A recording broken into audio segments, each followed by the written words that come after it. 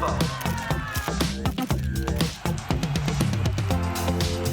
Tant de responsabilités et tant d'expérience. Bonsoir Philippe Delafoat. Bonsoir. Alors vous êtes candidat à la municipale d'Ajaccio, vous avez un programme dont on va parler, mais à 1 mois et 10 jours du premier tour, est-ce que vous avez une liste ? Alors, dans la construction de la liste, on n'a pas encore atteint le quota voulu. On y travaille.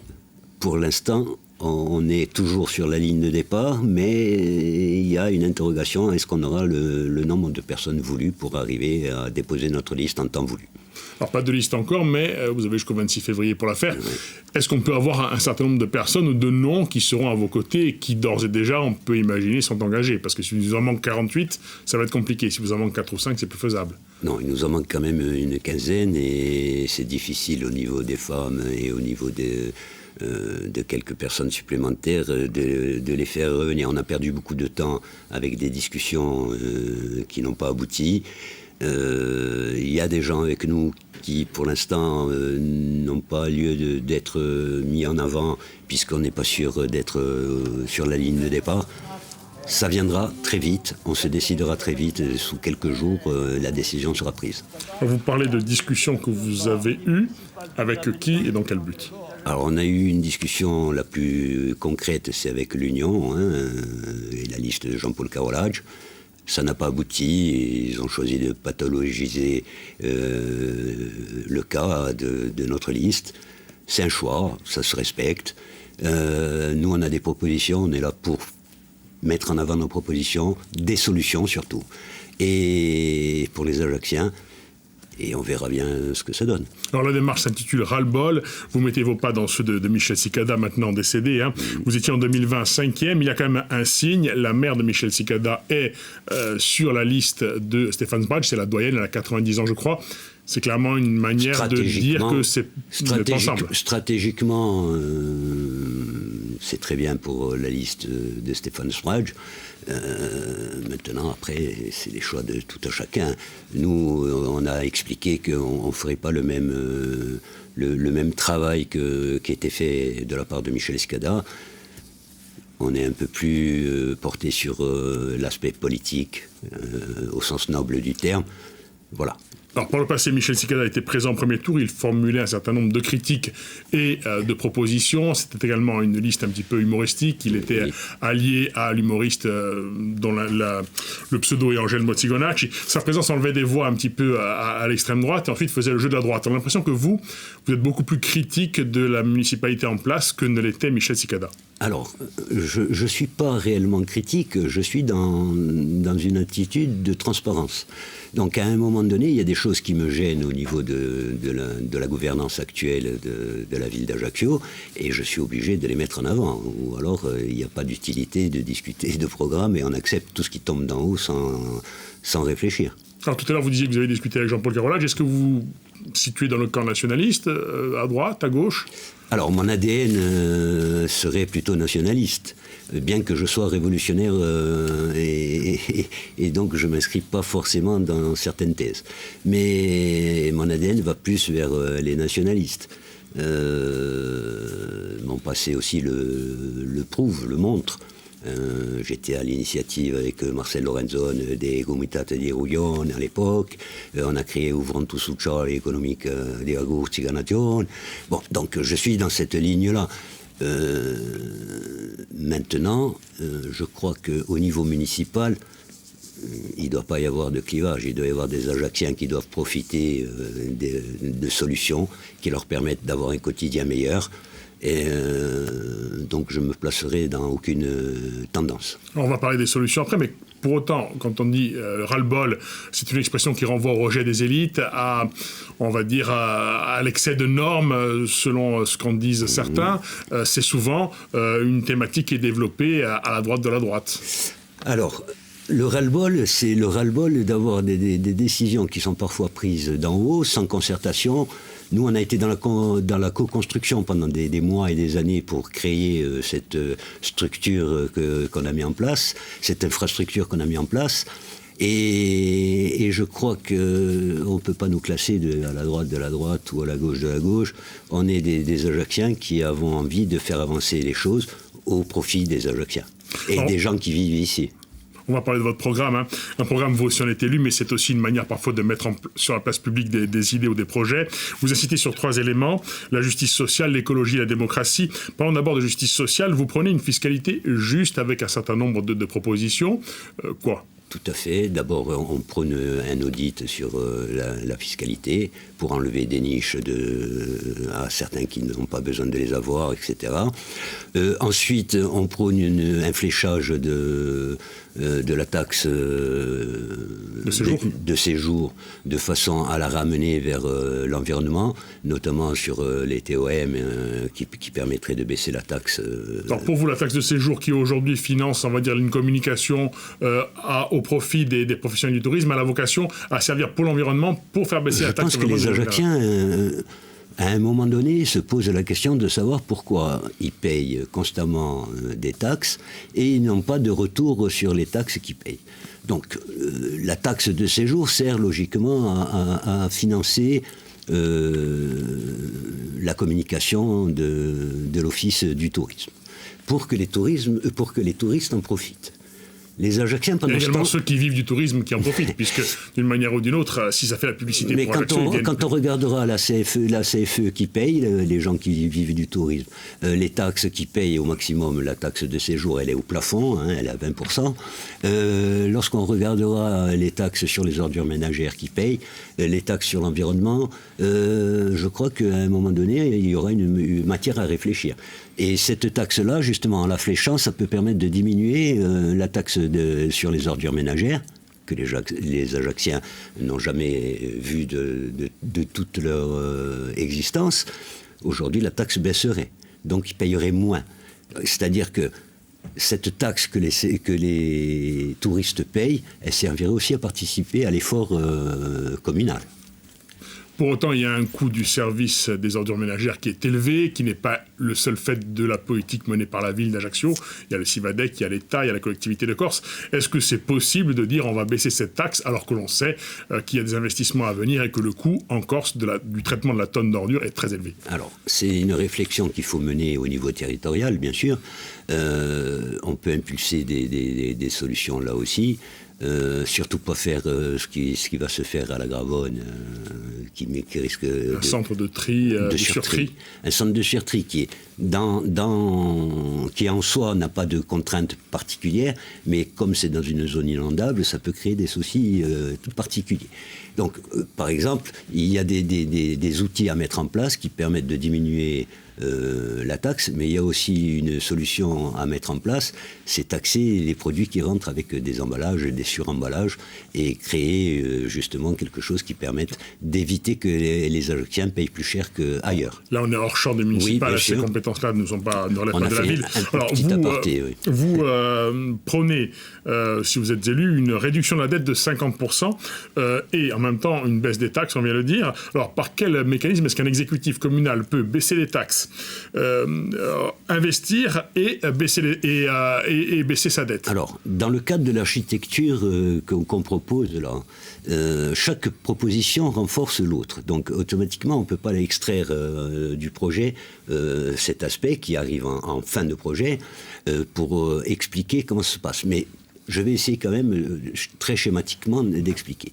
En ayant des investissements raisonnés, maîtrisés, on crée de nouvelles recettes. L'investissement qu'on préconise, nous, il est à 200 millions pour les 6 années à venir. On crée de nouvelles recettes. Ces nouvelles recettes permettent, en ayant des réaffectations de personnel, en ayant des économies d'échelle, permet justement de diminuer la dette et de la ramener à 50%. Aujourd'hui, la dette est à 80 et quelques millions, officiellement. Parce que dans les comptes réels, elle est un peu plus haute. C'est-à-dire qu'il y a les comptes après du port, etc. Il peut y avoir également des endettements. C'est ce que vous êtes... en gros, le budget qui est présenté récemment, qui a été présenté, le budget... le bilan, vous voulez dire... le bilan qui a été présenté durant la campagne. Oui. Il n'est pas tout à fait exact. Alors, il est exact dans la façon de le présenter, mais en fait, on joue sur les mots et on a laissé tout ce qui est extérieur au budget, les satellites, les SPL, les engagements hors bilan. On a évité de mettre tout ça dans ce bilan qui fait remonter la dette un peu plus haute, qui fait que les investissements ne sont pas réellement ceux qui sont avancés, puisqu'ils vont d'année en année, ils sont incomplets, pas finis. Donc tout ça, les gens ne le savent pas, mais ça fait passer la dette à un peu plus que ce qui est proposé. Un peu moins de ce que vous en dites. C'est difficile de dire exactement, parce qu'on n'a pas justement de lecture du document tel que vous voudriez bilan qu'il soit. Un élément qui pour vous est important, c'est l'Office public de l'habitat. Selon vous, il y a une politique à mener sur le logement et à travers l'Office public de l'habitat, une possibilité également de faire rentrer de l'argent dans les caisses pour d'autres projets. Tout à fait. Nous, on a l'ambition de permettre aux gens d'accéder à la propriété, à faire accéder à la propriété 200 Ajacciens par an. Comment on le fait? C'est très simple. On a un office de l'habitat aujourd'hui qui dépend de la CAPA, qui a sur le territoire d'Ajaccio 1200 appartements à peu près, en lui faisant vendre 20% à des Ajacciens, dans le cadre du dispositif qu'on propose, avec un fonds de garantie ajaccien qui permet de garantir à 70% l'emprunt, et c'est légal, c'est déjà en application à Nantes par exemple. Ça permettrait aux Ajacciens d'accéder à la propriété. Ceux qui ne peuvent pas accéder à la propriété, en tous les cas, ça leur permettrait d'accéder à la propriété. En se réappropriant le crédit municipal qui est géré depuis Toulon sur le territoire ajaccien. Le crédit municipal a ses locaux sur la place Camping, qui dernièrement vous souhaitiez justement mettre l'accent sur le fait qu'il devait être rentré dans le giron municipal au service de cette politique. C'est un outil important pour la ville d'Ajaccio. En se réappropriant, et ça peut se faire sur la base de la négociation, bien sûr ça doit être validé par la préfecture et par les services financiers adaptés aux banques. Ça serait un outil essentiel dans ce dispositif parce que la ville pourrait déposer le fonds de garantie dans cette banque qui lui appartiendrait. Ça permettrait de co-garantir les prêts pour les accédants à la propriété. Ça leur permettrait aussi de financer à travers des microcrédits les actes à faire chez le notaire. Pour faciliter actes à faire chez le notaire, pour faciliter justement les démarches pour acheter un appartement. Faciliter les Ajacciens à l'accession à la propriété et arrêter de leur proposer des HLM en finançant la précarité. Donc, vous êtes contre le HLM ou vous dites qu'autre chose peut exister? Le HLM peut être disponible pour l'entrant. Mais comme on crée une carte de citoyenneté, ça permettrait aux gens d'avoir un ancrage sur le territoire depuis 10 ans et d'accéder à ce genre d'avantages auprès du fonds de garantie et d'autres services que la ville proposerait. La carte de citoyenneté, pour vous, elle viendrait à ceux qui résident à Ajaccio depuis 10 ans. C'est une manière de contourner, on va dire, l'inconstitutionnalité du statut de résident. C'est pas la même chose. Est-ce que c'est possible d'acquérir des droits grâce à une résidence de 10 ans aujourd'hui dans le cadre des droits actuels? Il ne s'agit pas de droits, il s'agit d'avantages. Il ne s'agit pas de contourner le statut de résident parce que ça serait inconstitutionnel. Nous, on a trouvé des textes de loi qui permettent de mettre en avant cette carte de citoyenneté, qui permettrait aux Ajacciens qui vivent à Ajaccio d'avoir la récompense à travers cette carte de leur ancrage au territoire.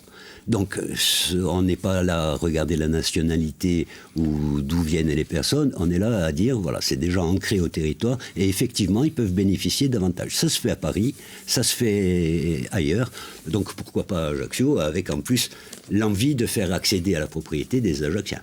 Alors cette carte citoyenne, elle s'inscrit dans un dispositif plus global qui est celui de favoriser la démocratie locale. Vous dites que la démocratie, c'est pas tous les 6 ans. Qu'est-ce que vous prônez en la matière? Espèce de débat permanent où les gens peuvent proposer des améliorations dans leur vie de tous les jours? Déjà, il y a des outils qu'on mettrait en place, notamment cette carte. Des bornes dans des quartiers, on a compté 26 à peu près à mettre pour que ce soit équitable. Donc un accès facile pour peser sur des décisions structurantes. C'est pas pour gérer le quotidien, c'est pour peser sur des décisions structurantes pour la ville.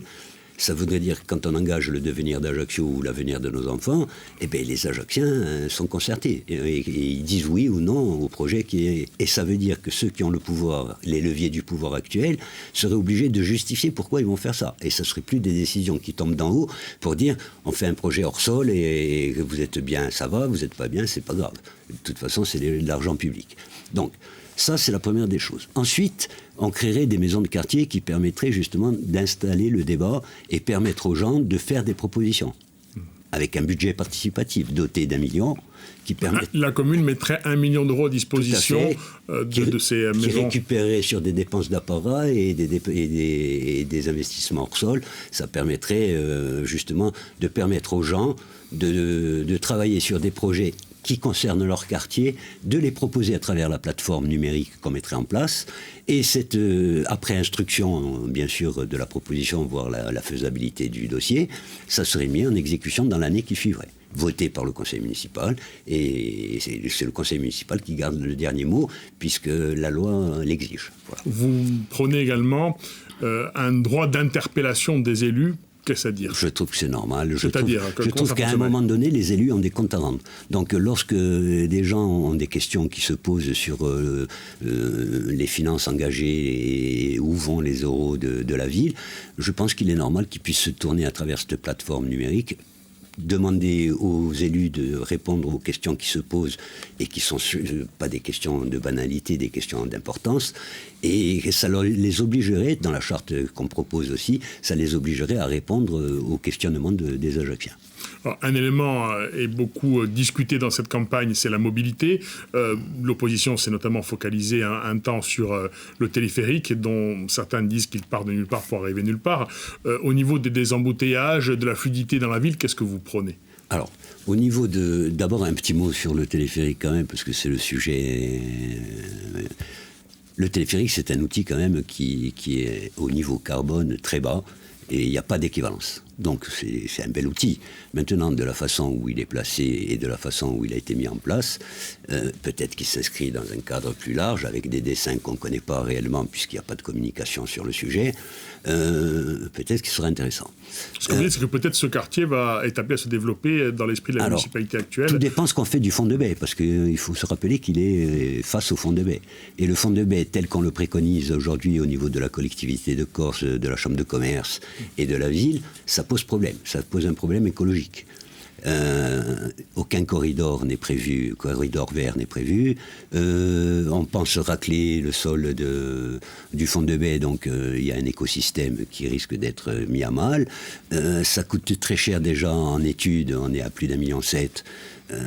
Je crois qu'à un moment donné, il suffirait de créer un échangeur éco-responsable, végétalisé, qui crée un espace de vie, qui relie les quartiers et qui permet de fluidifier la circulation en inversant le sens de circulation d'entrée de la ville et de sortie de la ville. Ça empêcherait d'avoir un embouteillage au niveau des bateaux, il y aurait une voie destinée aux embarquements et ça permettrait de libérer réellement les espaces et de fluidifier la circulation, entre autres. Après, quartier par quartier, il faut aménager en fonction des besoins des gens, des discussions avec les gens. Ça s'appelle la démocratie. L'écologie, au-delà de cet aspect, qu'est-ce que vous prenez ? C'est un élément que vous mettez en avant dans le programme. L'écologie, je crois qu'à un moment donné, Ajaccio a un peu moins de 50% de forêt, de verre. On a imperméabilisé les sols. Je crois qu'à un moment donné, il faut remettre de la verdure. Donc nous, on prône un espace à la place Millau qui serait un jardin méditerranéen, un parc méditerranéen avec des essences locales, etc. Mais au-delà, il faut amener de la verdure. Arrêter l'extension de la ville, revenir, et ça rentre dans le cadre du PLU, révision du PLU, anticiper la charte ZAN, donc qui sera effective à partir de 2028, mais nous on peut l'anticiper dès la mandature qui arrive, s'appuyer sur la loi NOTRe, élan, etc., de façon à ce que le PLU soit vraiment un verrou pour empêcher l'artificialisation des sols en Corse et créer des conditions où on s'occupe de l'existant et pas de créer encore du béton ailleurs. Il nous reste 2 minutes. Au chapitre des projets structurants, on ne pourra pas tout aborder, mais j'ai vu dans votre programme que vous mentionnez une marina semi-ouverte. Pour à quel endroit et pourquoi oui. faire ? Ça serait dans le prolongement de la place Millau. Ça permettrait de relier jusqu'à la citadelle, qui serait un endroit muséal, ouvert au circuit court pour les artisans, etc. Un lieu de vie pour les Ajacciens et qui permettrait de reconnecter le haut d'Ajaccio avec le front de mer.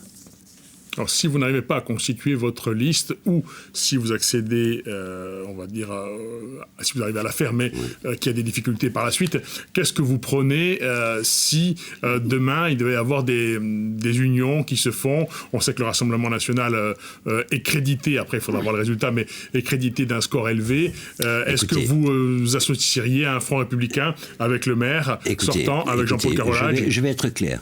Il y a un triptyque s'il est repris, ce triptyque, par quelque liste que ce soit, ça veut dire que la démocratie participative, les Ajacciens pèsent sur les décisions qui engagent le devenir de la ville et de nos enfants. L'accès à la propriété pour les Ajacciens, non plus de les mettre dans un HLM où on finance la précarité.